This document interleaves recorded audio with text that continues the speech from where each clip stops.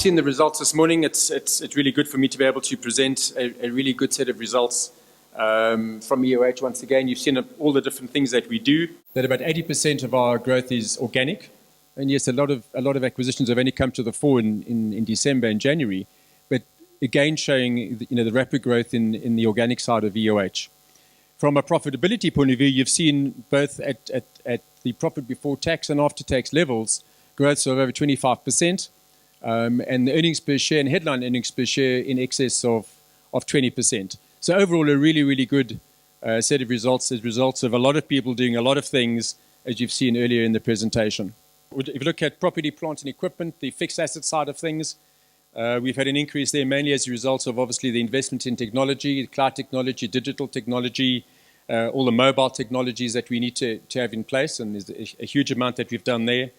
From a goodwill and intangibles perspective, we've acquired businesses to the value of 750 million rands during the course of the last 6 months, and that's obviously most of that is really people. It's people, so there's not much by way of fixed assets and net asset value.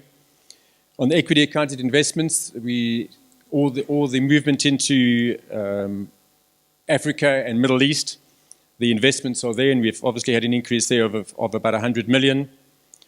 On the other financial assets and those sorts of things, we include enterprise development loans. Some of the equity-linked investments that we have are included in those particular numbers. We've also had an increase in the financial lease receivables from the various different businesses of EOH. So we've done quite well there. And a very important figure to me, as you all know, is the cash, which is just over 2 billion, up over 30%. From an annuity point of view, more than half our revenue is annuity revenue. And the purpose of this slide is really to show you that this is not a one-year wonder. It's been like this, and we've had 20, 30, 40% growth in revenue since inception in 1998. The profit before tax, again, we've had improvement in margins across the board in all different areas of EOH, and all parts of EOH, again, contributing. Just to touch back onto the balance sheet, the question I'm often asked is about trade and other receivables. You'll see that that's very much in line with what you'd expect with a company growing at the rate that we're growing. And you'll see that the debtors days have remained fairly static, but you've also had an increase in the cash conversion rate from over 70% to 86.5%. So that's very important. From the other side of the financial statements, on the liability side, the other financial liabilities, which will include primarily medium-term funding from the banks and the money that we owe our vendors for some of the acquisitions that we've done, have obviously increased. And taxation payable is obviously just a function of the growth of EOH. From the cash flow statement, very much as you would expect it to be, investment in various different activities, fixed assets, new businesses is included in the investing activities. From the financing activities point of view, obviously that will be the money that we've extracted from the banks, paid back the banks, dividends, and that sort of detail, which is obviously in the financial statements themselves.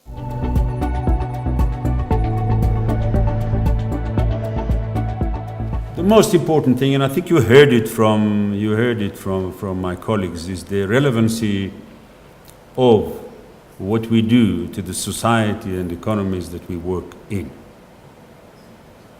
Absolute relevancy. Yesterday I shared it with somebody and said, if we stop EOH, if EOH goes on strike for a day, the country will feel it. We are so involved. We've got over 12,000, the marketing can't keep up with us in terms of the slides. Every couple of months we add another 500, 100,000 people. We are so involved, get thousands and thousands of people involved in all aspects of our own lives. And all of it is good. All of it is positive. All of it is to make our lives of our fellow citizens better. We almost make a point of when we go into a business and test ourselves, is it good for society? Is it good for humanity? And the examples that Johan showed from BPO on literally doing business and good business and making money for the investor community, but it is possible that at the same time you can contribute greatly to society. And there you're talking about what, 10,000, taking and developing and training 10,000 people and putting them, young people, and putting them back in the market, while at the same time it's pretty profitable for us in EOH, and we are not embarrassed about it. That's how it works. We will be strong, we will make money, and we'll continue, and hopefully next year we'll place 20,000 young people out there. We are the largest technology services provider in Africa. You can take it to the southern hemisphere, you can take it to different territories, but we are, and it carries a responsibility. We are leading the pack, and what we do and how we do it is very important in terms of the ethics and the value system that we carry with it. We work with large enterprises and public sector. That's our space, that's our game. So our customers will always be large enterprises. And we will continue with this strategy. We are designed and costed as a business as such. You've got, as you've seen, and you've just seen kind of sampling of what EOH does, it's really very wide set of offering. And most important, and it doesn't sit on the balance sheet, it should be kind of, maybe a bit of the goodwill is associated with it. But the culture that we have built in the business over the whatever, 18, 19 years of the business, it's probably the greatest asset that we have. And the culture is the glue, the spirit that runs through the invisible thing that connects us and make our people want to come and want to do and want to interact with each other positively. And it's something that we don't want to write what it is, because we're scared it's going to be spoiled if we're going to reduce it to few words. So but us in EOH know what we're talking about. We've got great leadership. Probably the leadership of EOH, if you define them, is probably somewhere around 600-700 people. And really, it's a top class people. They are with us, they stay with us, believe in what we are doing. Now I almost have to apologize if you see the same faces year after year after year after year, same guys. But that's the essence. That's the essence of EOH. There is the culture, there is the logic, there is the approach, there is a strategy that all of us believe in, and therefore the leadership, those 500-600 people in the business, that probably you will find, if you go down the organization, you'll find it's the same people that were there last year and the year before. We are now a genuinely true system integrator, and this title is often used kind of without too much respect. And system integrator means taking all the complex stuff of what technology is today and pulling it together, connecting it together, and adding value to the customer. So I think we are there, and we are seen by the market. We operate in South Africa, and Africa, Middle East, and we also distribute our product elsewhere in the world.